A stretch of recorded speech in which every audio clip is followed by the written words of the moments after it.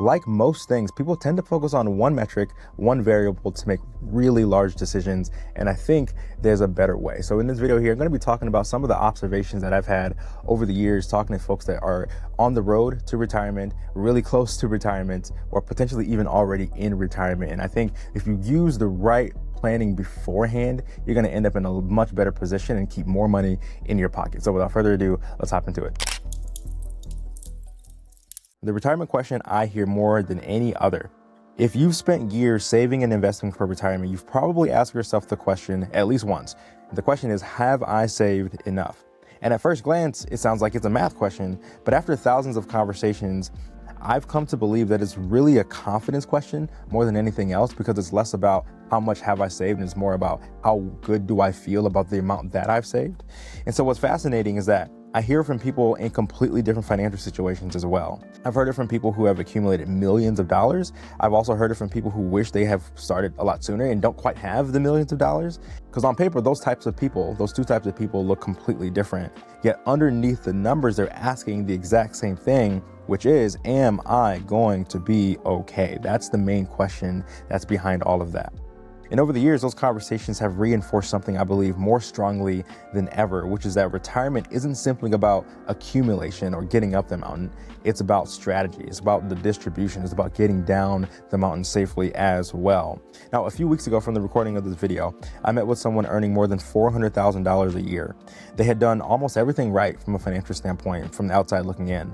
They've lived well beneath their means. They've saved 50% of their income and accumulated substantial retirement assets.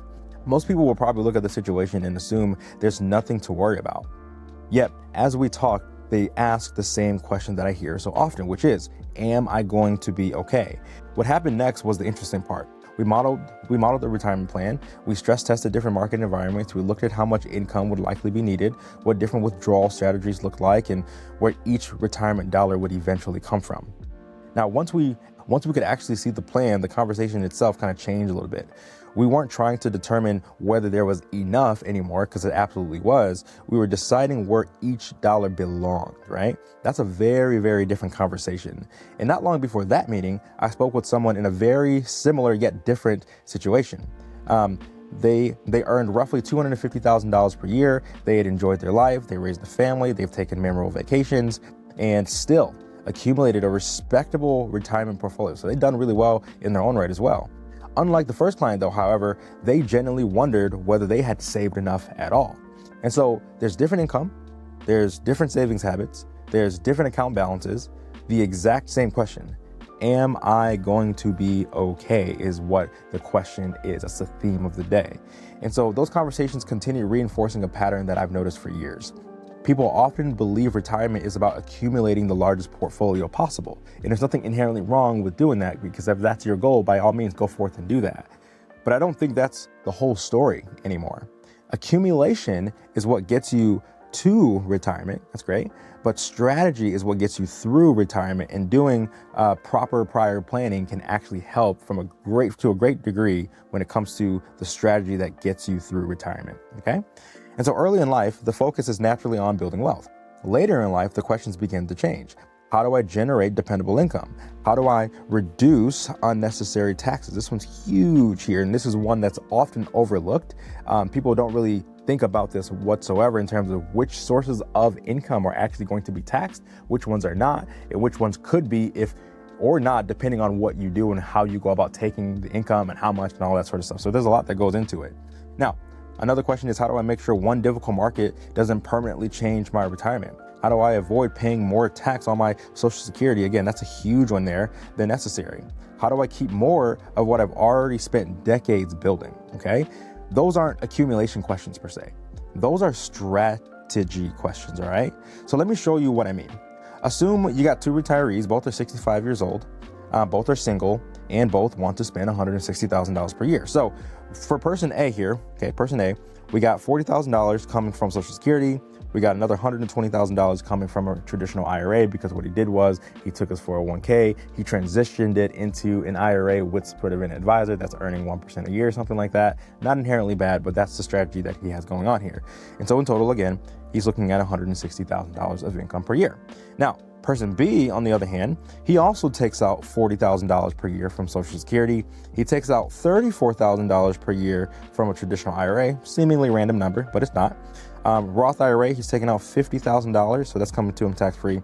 And then he has more tax-free income as well of $36,000 as well. So he is also bringing in $160,000 per year in retirement income. And so at first glance, they seem very identical because they are in many ways. They have the same retirement lifestyle, the same annual spending, okay, the same cash flow. Now, let's take a look at this a little bit deeper, right? We're going to look at it from a tax perspective, okay? So with person A, again, $160,000.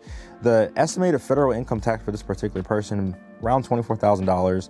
The estimated state income tax, we're going to assume maybe around $6,000. So the estimated total taxes for this particular person is $30,000. And so this person may have gotten to a place where maybe they had realized that $160,000 per year is just about what they tend to spend anyway. And so that's what they took out. But then in order to pay these taxes, we have to ask ourselves, where is that actually going to be coming from? And so usually if you're in a retirement situation, for most people, the payment of those taxes are going to come from withdrawing more from your account. So at the end of the day, it's not just $160,000 that he has to take out, but he also has to take out an additional $30,000, or as we look at it here, his after-tax net spendable income would be $130,000. So you either have to take out more to enjoy the $160,000 lifestyle, or you have to be able to enjoy your lifestyle with $30,000 less and just kind of be okay. And so person B, a completely different situation. Same $160,000 of total retirement income. Estimated taxes for him is only going to be around $3,500. Estimated taxes on the state side of things, maybe about $1,700. And so in total, we're talking about $5,200 in taxes. So he gets to have a net spendable income of $154,800 approximately, right? And so this is the illustrative annual tax difference, right? Approximately $25,000 of a difference simply because retirement income was sourced from different places. Think about that for a second. Just for when it comes to retirement, just think about that for a moment. Neither retiree earned more or pulled out more per se. Neither retiree spent less. Neither retiree took greater investment risk. Okay. The only thing that changed was where the retirement income itself came from. Now, here's why.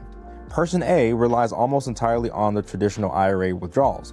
Under current rules here in 2026, and specifically June of 2026, those withdrawals generally create taxable income. They also increase provisional income, meaning that 85%, which is, by the way, this was already taxed, Social Security money that was pulled from their check for years and years and years.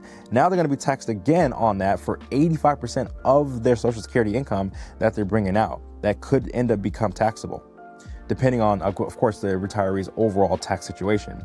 Now, person B, on the other hand, intentionally diversified retirement income years before retiring. So they had an outward look on it from years and years beforehand.